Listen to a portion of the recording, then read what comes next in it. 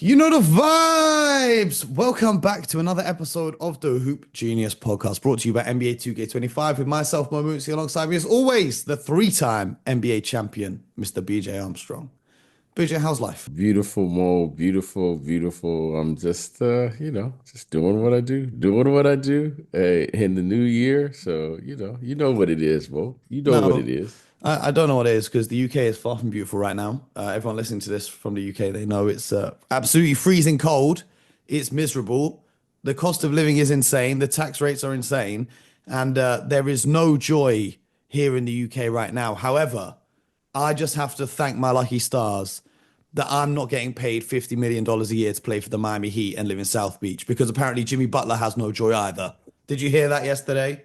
Hmm. Hmm. Did you hear this? This is all yours. Jimmy Butler. What do I want to see happen? I want to see me get my joy back from playing basketball. He was asked if he could get his joy back playing for the Heat in Miami, and he said no.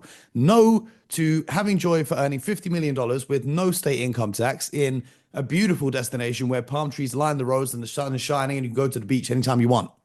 You know what, Jimmy? If you are so devoid of joy in your life, why don't we swap lives? You come here, sit in my little house, do the podcast. I'll go live in your mansion in Miami, and we'll see which one makes you happier. Um, Jimmy Butler has officially, apparently, according to Shams, indicated to the Miami Heat that he wants to trade to any other team than the Miami Heat. I hope Pat Riley is petty with this and sends him to the Washington Wizards or the Utah Jazz or the Charlotte Hornets and says, all right, good luck. But I just think using the excuse of him not enjoying playing basketball in Miami is pretty lame when the real reason is he wanted a max extension and Pat Riley was finally smart enough to not give him one because he's turning 36 years old. You know what? Jimmy Butler used to be a really likable player early in his career. His whole story was so inspirational. But the way he forced himself out of Minnesota by lining up that press conference with Rachel Nichols after his antics in practice with his teammates, and now forcing his way out of Miami makes him kind of dislikable, I guess. You know, shout out to Jimmy though. If you're not happy, cool. I know money don't solve all your problems, but $50 million would solve pretty much every single one of my problems. So I don't know what he's going through.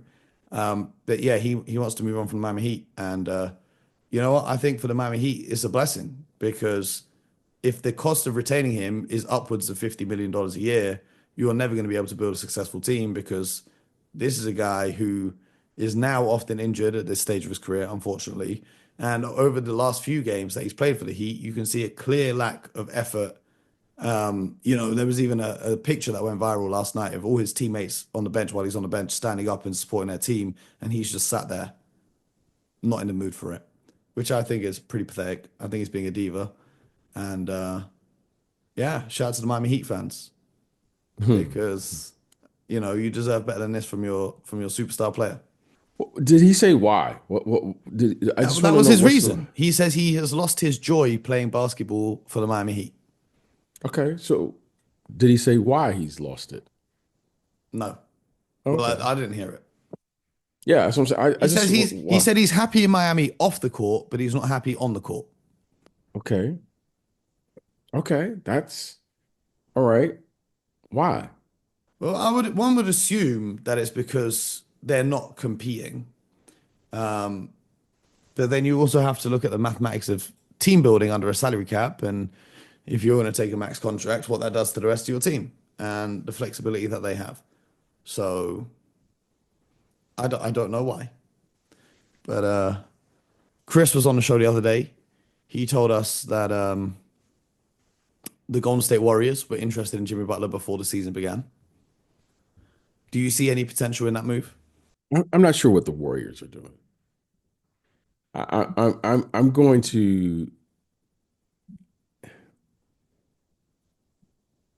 to reserve judgment or having a comment about the Warriors. And here's why. There must be something that I'm missing with Jonathan Kuminga that only you can see when the cameras aren't on. There must be something going on with that young man that I Because just he's a talented player. there must be something. Okay. Now, And the reason I'm going to say something is because when I watched him play the other night against the Sixers, he's athletic. He gives you effort on the defensive end. He plays a brand of basketball that you're saying this guy could be, ought to be, should be. You know, he shoots the ball from three. He drives to the basket. He's versatile enough to defend multiple positions. And he's capable, he's capable of scoring 20 points as a starter, 20 points off the bench. And in this era, it's positionless basketball. There must be something that I can't see. It has to be. So now, based on what I can see, I began to question the people. Why doesn't he play more? Okay. In particular, I would love to ask, Coach Kerr. I would love to You ask. could literally pick up the phone right now and ask him. I could, but there's really no need. Okay. You know, Jerry Stackhouse. No, you're going to ask him about the Uh, ribs. yeah, yes, that. So I don't know. I don't know. And it's probably one of those questions I don't want to know because he appears to be, as far as you're looking at the talent, Steph Curry is Steph Curry and what he's accomplished. But currently, right now, Jonathan Kuminga looks to me as he is one of these players that could easily, on most teams, if he's not the best talent on the team, he's the second, at worst, the third He on had any team. 20 points, 5 rebounds, 5 assists off the bench in 25 minutes last night. This is what I'm saying. Now, again, so there must be something that I can't see, which I'm aware of that. And because of the respect that I have for the staff and those people who can see, there must be something because it's not like they are 10 games over 500 or anything like that. So it must be something that I can't see because he's just a terrific talent. Mm-hmm. And now when you watch the games, you're wondering like, how come he isn't playing more? Or how come he's not starting? How come he isn't featured? And just a couple of weeks ago, they said he was going to start and Draymond was going to go off the bench. Well, I don't know who should be on the bench. I don't know any of No, that. Draymond said that.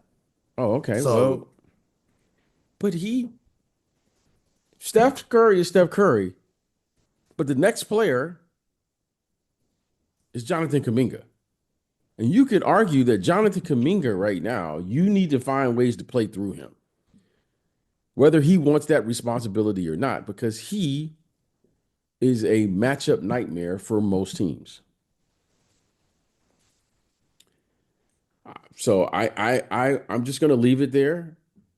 But I don't know why he's not playing. I don't know. I have no idea. well, back to Jimmy Butler. Where can you see Jimmy Butler landing if he gets his way and gets out of the Heat? To me, this is just a business question. Who has the money to pay him? It's just as simple as that. Okay. So this looks like there are a few teams that have that type of money. I suppose, I suppose that Miami would take a look at it if they could get Jonathan Kuminga. I suppose. If I could get Jonathan Kuminga, I don't know who else you would take back. Jonathan Kuminga, Wiggins. I mean, you just take Yeah, got players, to get the salary to match. yeah, I you need don't the even know salaries under to the new match. CBA if that's Yeah, even yeah, possible. just yes, okay. I also would suppose that the Clippers could take him back.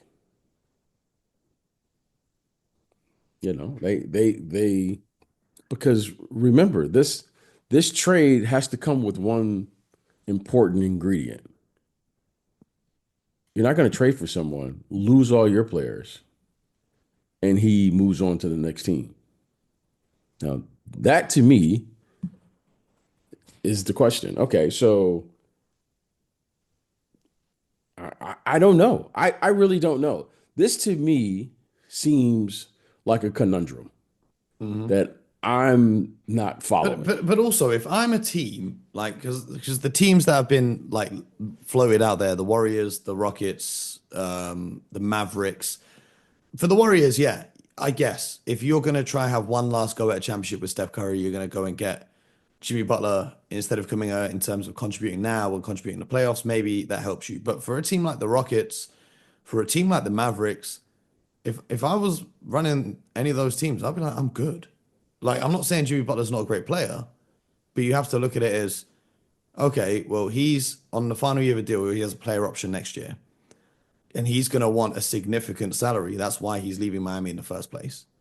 Am I going to bring this guy in here for 1 year because he's not going to be like a prime Kawhi Leonard who walks through the door and wins the championship unless everything in the world just goes their way? So are you really taking that risk? And if you are going to trade for him, you're going to sign him. No one's trading for a guy and then not signing him to an extension. So if you want to give a 36-year-old a max extension, be my guest. But right now, if I'm at the teams around the NBA, I don't know if I want, not that I don't want Jimmy Butler, but I just don't want that contract.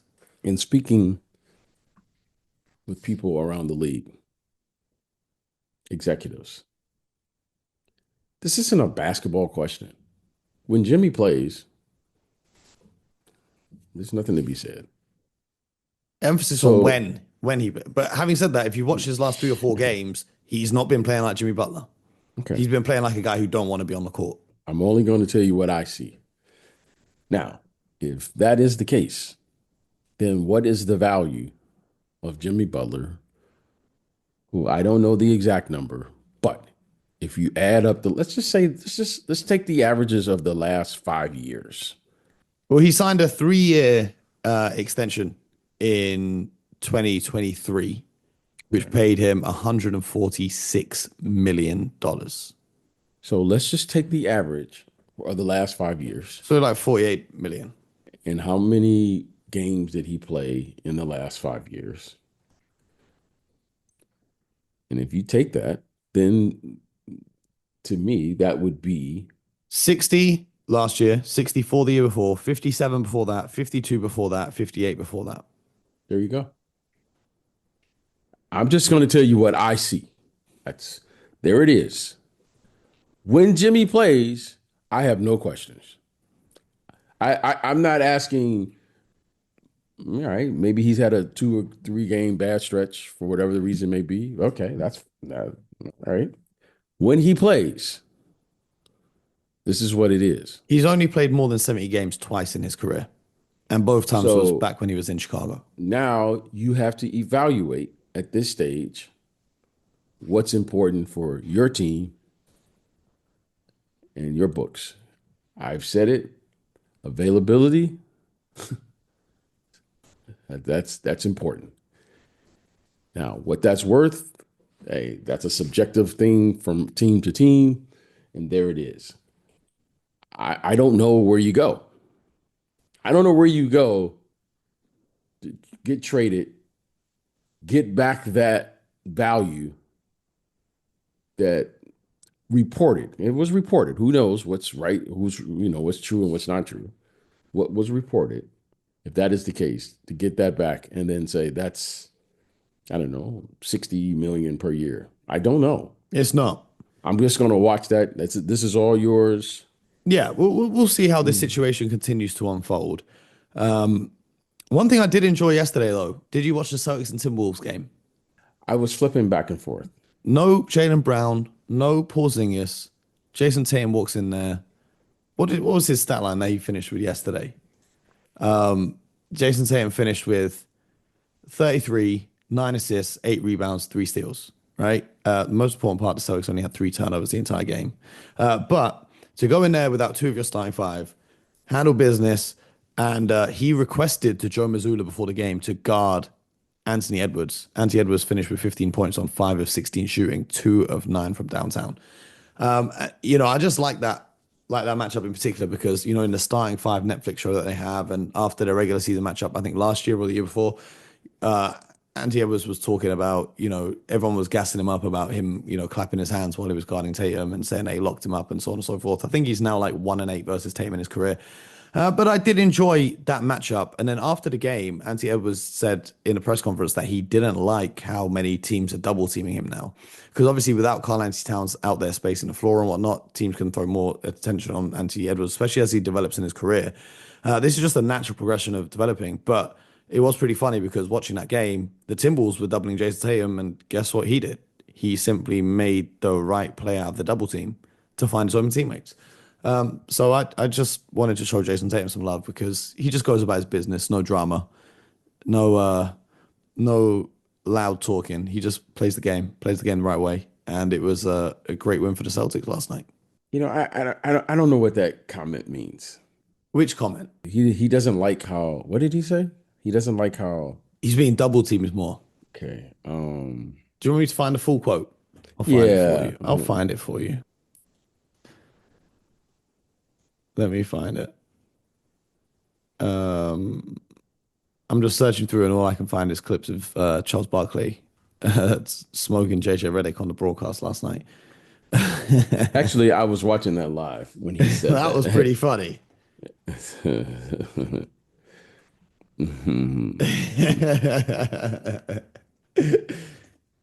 Let me find it.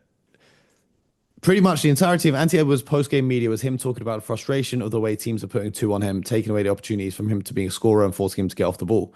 Anthony Edwards said, "It's not how I want to play, of course. I'm only 23. I don't want to just be passing the ball all night, but the way they're guarding me, I think I have to." They asked him, "How hard is it to stay engaged when they do that?" He said, "Super hard, super hard, super hard, super hard, because I'm wired to score the ball." I don't even know what that means. Sometimes you have to say nothing. No, I'm just gonna let that. I'm just gonna let that quote sink in because our audience knows the response. Our audience They know. understands who and what we're about. Yeah, that's why I wanted to show love to Tatum. And I'm going to do this for our audience who's been with us, who listened to us. And we know. That's all I can say. We know. And leave that. And hopefully the Timberwolves get it figured out. Because right now they haven't gotten it figured out. But what we know, success always figures things out. And if they're going to be successful this year, they're going to have to figure that out. Absolutely. But that's another episode of the Hoop Genius podcast. A nice quick one for you today. Make sure you subscribe to the show, YouTube, Spotify, Apple, wherever you get your podcast from. And BJ, we'll be watching more NBA tonight. Yes, definitely will do. I'll be watching. And clearly now we got to start watching these press conferences. Maybe that's our next. The press conferences seem way more enjoyable than the game. No, Knicks OKC tonight, Celtics Rockets. I'm going to be intrigued to see how those games go. But the press conferences for sure, I'll be there. I'm going to be watching your Celtics tonight. Second night of a back-to-back on the road. It's tough. Hey, they're going to be playing the Rockets. Mazzulla versus Udoka, coaching matchup. Are they going to play a one-on-one or something prior to the game? Or I would actually love that. Who do you think would win a one-on-one between Mazzulla and Ime Udoka? I don't know. Because Udoka was a better basketball player in his prime, but I think that Mazzulla now may be better athletically. Because you can see Ime's been... What I do know is that there won't be any fouls called. Oh, hell no. It won't be a basketball game. It will basically be a UFC match. Yeah, those guys, that's a good game. This game has the potential to be a really good game. I'm going to watch that game. Hey, tonight. NBA, if you're listening, do that All-Star weekend coach's game. Let's see who the coaches can get. I don't want to see anyone get hurt, bro. Let it go. Okay. Well, anyway, subscribe to the show. We'll be back tomorrow we won't be back tomorrow. Tomorrow's Saturday. It's weird because of the new year. Today felt like a Tuesday. We'll be back on Monday. We'll be back on Monday, and there's a lot of good games happening this weekend that we will need to discuss, including the Thunder and the Celtics, which I'm really looking forward to. So we'll be locked into that. And BJ, while we watch that game, let's do the experiment. We're two of the best teams in the league. I want you to keep a chart, like I said yesterday, and tally up the good 3-pointers and the bad 3-pointers. And then we'll come back on Monday. Yeah, well, after watching your Celtics just heave up threes last night. Like, how many did they have up? Like 50 something? 57 threes, and they made 22 of them. The Timberwolves had 39 threes and made 21 So of them. what you said, 22 out of 57? So Yeah, what 38, is that? 39%. 38%. Which is actually not bad, but at the end of the game, when it was a close game, they gave Jason Tatum the ball on the post. He hit a nice little face-up midi jumper. So I enjoyed that. We'll be back on Monday. Until then, you guys know the vibes. Get buckets.